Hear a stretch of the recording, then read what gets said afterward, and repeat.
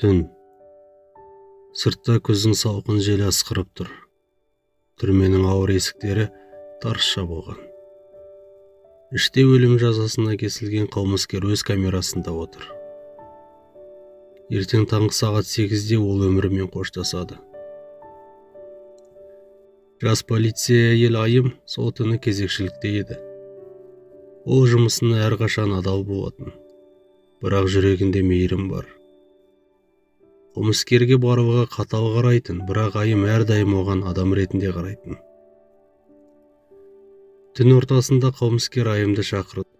Оның көздерінде қорқыныш емес, тек мұң бар еді. Айым, сен жақсы адамсың. Мүмкін сенен соңғы бір өтініш сұрасам бола ма, деді ол. Айым абайлап басын изеді. Не тілегің бар? Қылмыскер баяу дем алып. Мен 10 жылдан бері анамды көрмедім. Ертең мен кетемін. Бір ғана тілегім. Анамның дауысын соңғы рет есту. Сен тек 1 минутқа телефон берші. Құдай-ақ, ештеңе істемеймін. Айымның жүрегі дүрсілдеп кетті. Заң бойынша ол телефон беруге мүлде болмайды. Егер бастықтары біліп қойса, өзінің карьерасы күйіп кетуі мүмкін. Бірақ жүрегі бер деп сыбырлап тұрғандай болды. Өйткені әрбір ана баласының соңғы сөзін естуге лайық қой. Айым біраз ойланды.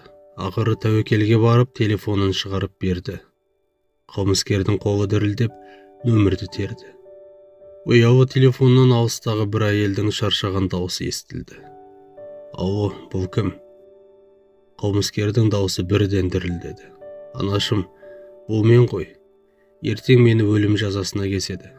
Қателігім үшін кешірші. Мен сені қатты жақсы көремін. Анасының айқайлаған дауысы камераның ішін жаңғыртып жіберді. Баламай, мен де сені кешірдім. Сен әлі де менің жүрегімдесің. Осы сәтте көз жасына ерік бермейтін адам болмады. Қылмыскер қоңырауды аяқтап, телефонды Айымға қайтарды. Жымиып тұрып, рахмет, енді өлімнен қорықпаймын. Себебі анаммен қоштасып үлгердім, деді. Келесі күні таңертең өлім жазасы орындалды. Түрмеші бұрынғыдай қатал тыныштыққа оранды. Бірақ сол күннен бастап Айым ешқашан бұрынғыдай болмады. Ол түсінді. Қанша қылмыс жасаса да, әр адамның жүрегінде анасына деген махаббат өшпейді.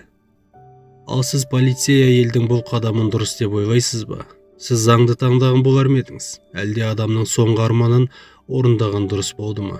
Өз ойыңызды міндетті түрде пікір алаңына жаза кетіңіз. Видеоның сілтемесін жақындарыңызға бөлісіңіз.